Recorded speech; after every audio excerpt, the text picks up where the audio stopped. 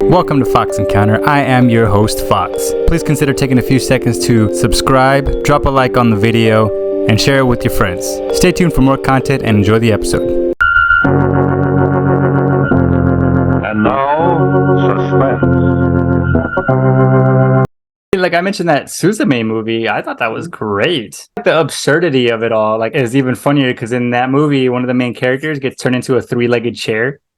And it's hilarious. It is great. I recently started watching Spy Family. Oh, Spy Family is fantastic. Honestly, anime, there's a reason why, if you didn't know this, in 2020 or 2021, manga, for the first time ever, in the West anyway, outsold every American comic 15 times over. So, number one was Demon Slayer, and it sold 100 million copies, volume-wise. And so it sold more than everybody else on the list combined. It's I'm happy the shift is finally it's always been popular, but this past couple years, it's there's a reason everybody's moving because American comics are garbage now. Is that why? Yeah, is that why you kind of shifted, or have you always been an anime fan, or did you shift? I used to love anime in middle school and high school, but then I stopped watching it in 2016.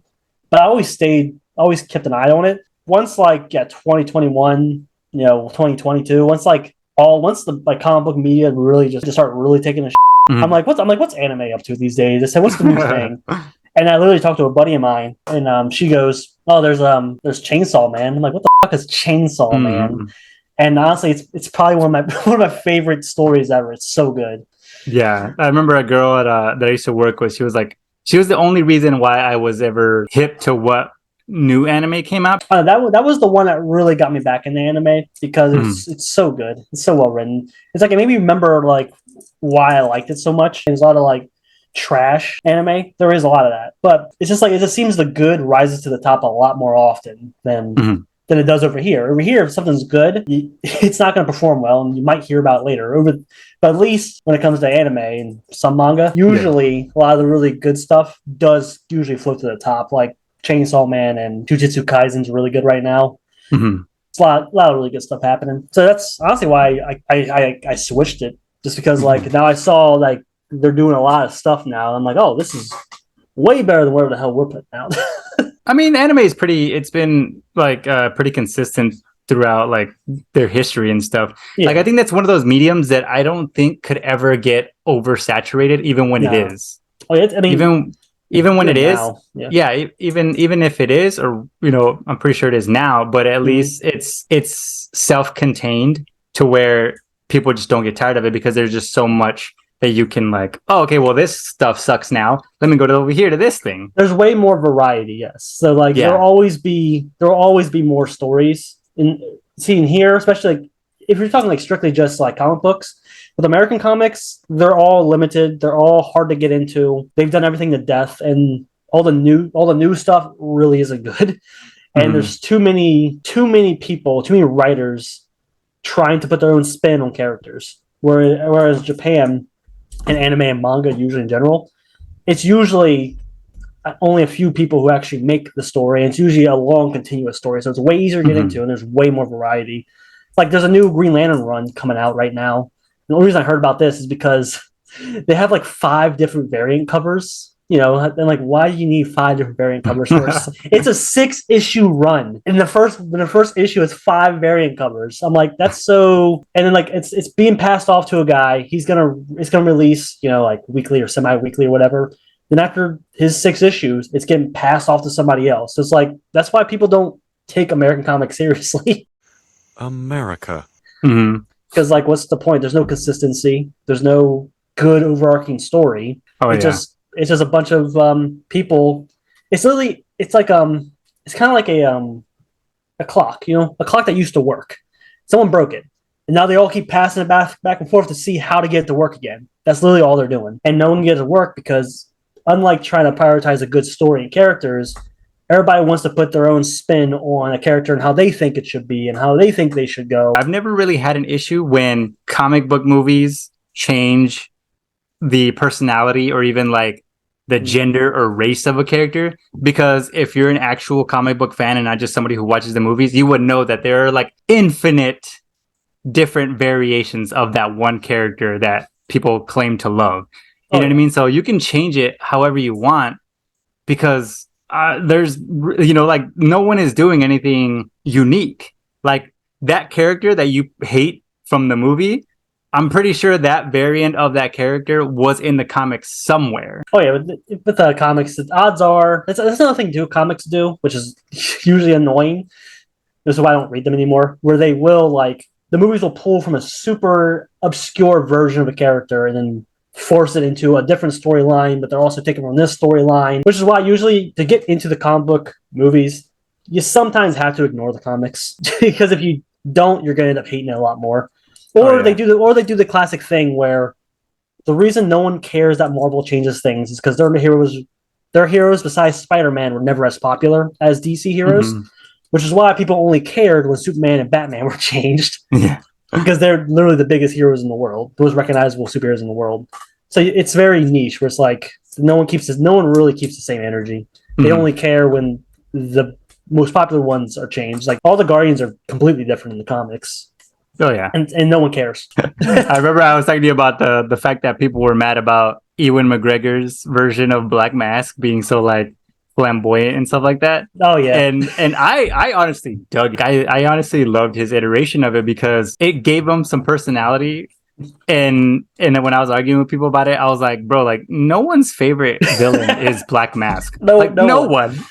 Absolutely no one. He's just a generic crime boss. Like, if they were to put that in the movie, people would be complaining that he's boring. I didn't like Birds of... I think I told you I didn't like Birds of Prey that much, but then after watching it, I'm kind of like, you know what? It works. It's whatever. It came out in that era when, like, Snyder got booted to the curb. They didn't know what they were doing with the movies anymore. So I had that sort of resentment towards it, where you're kind of like, this is the same studio and universe that just kicks Snyder out for no reason. So, like, I don't really want to like this. But then after rewatching, I'm like, no, this actually isn't that bad. But I think Black Mask, for what the movie needed, he worked fine. Going back to anime and stuff, that's probably why, because you were saying, like, it's usually just like a handful of people, or even just like one person who's helming all these characters, which is probably why, like, when they do adaptations of anime, it's much more personal to those people, and if they don't get it right, or if they don't get it as close as its counterpart, like, people just completely hate it. Oh yeah, it's very, very different mentality for anime, because I think it's actually the opposite. Usually anime is used to promote the manga.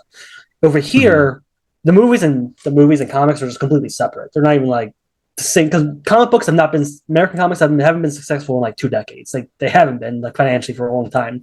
Movies were successful forever, like now, something in the past 2 decades. So but yet with anime, usually it's used as a way to get people to read the manga, because usually the manga is already far ahead.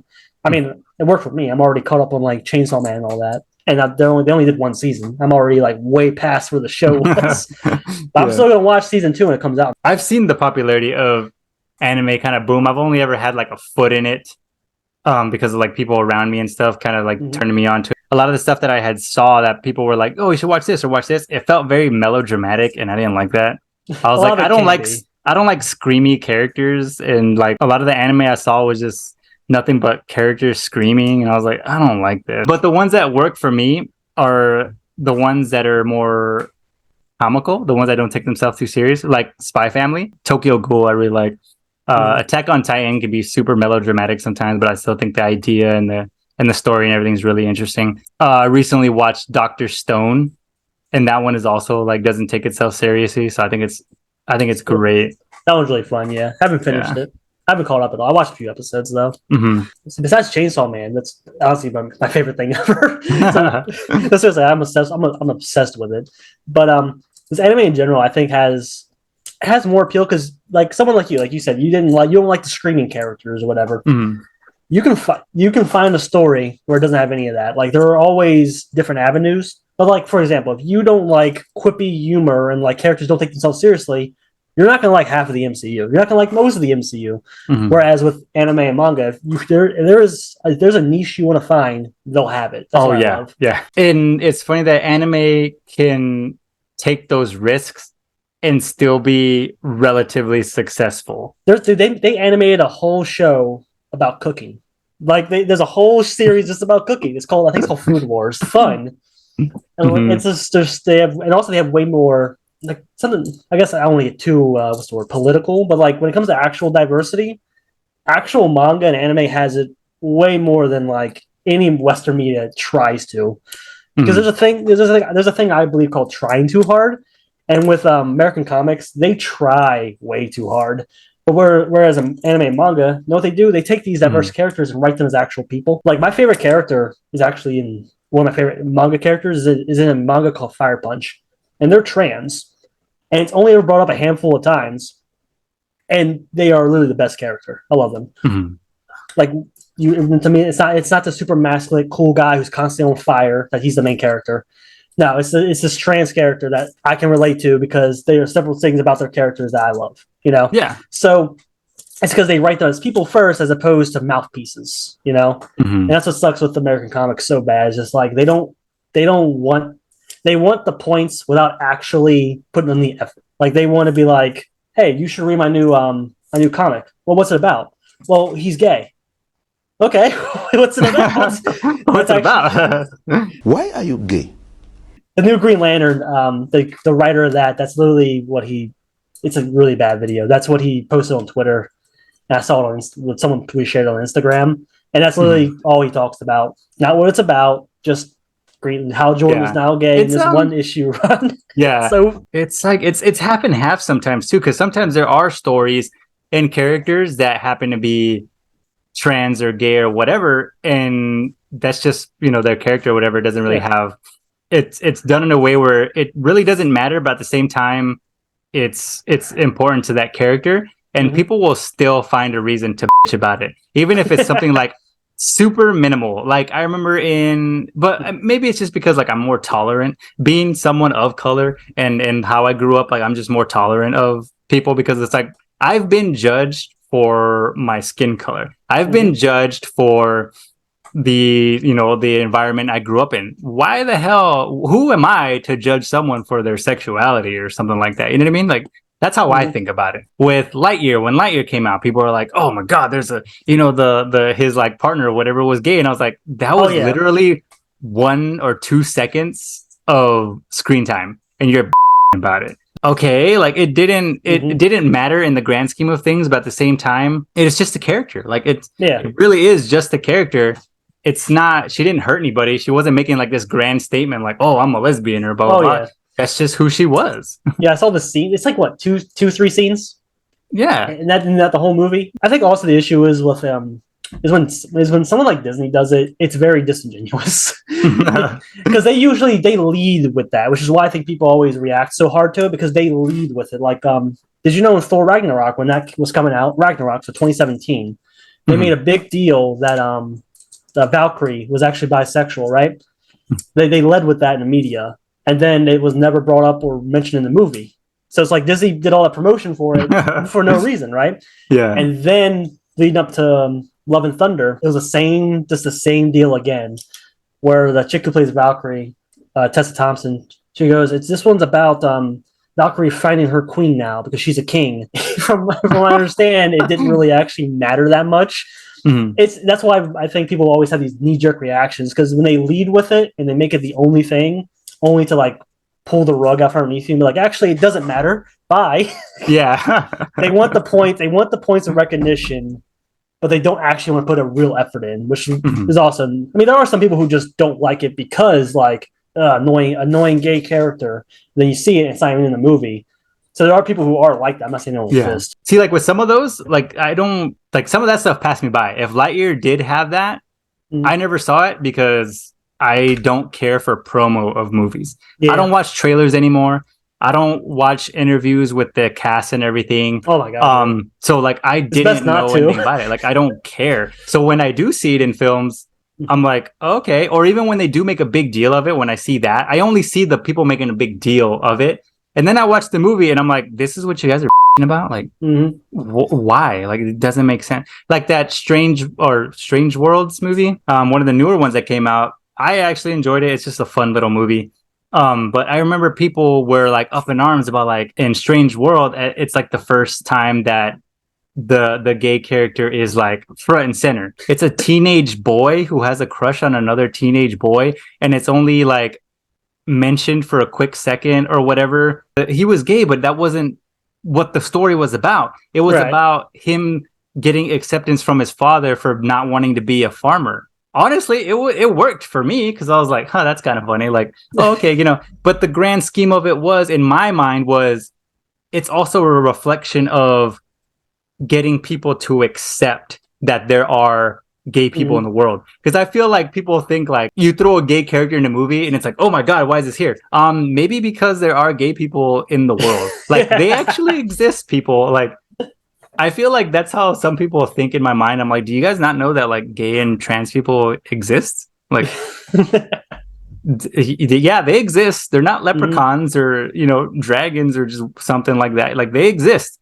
So it only stands to reason that they would be in film. It also all depends on execution too. Yeah, it's like it all depends on execution, which is why I think like that's why anime and manga has way more diverse cast of characters than Western does. Because and that's why and the people are more accepting of it in manga and anime, just because most of the time, not all the time, but most of the time, they're usually way better written as characters, and the story themselves are just way better. Whereas, and also, I think when you mentioned promotional, like in cast interviews and promos and stuff like that, they do a really good job at, you know, tainting the movie before it comes out. So that's another, like, did you ever see the interview of Taka Waititi talking about Love and Thunder? And he said he made a big deal that the Rock character he plays has like a gay dad or something like that. Even though in lore from the previous movie, he doesn't. He actually has a mom and that, whatever. But now he has two gay dads, and he mentioned in like unironically that he's like a gay icon, you know.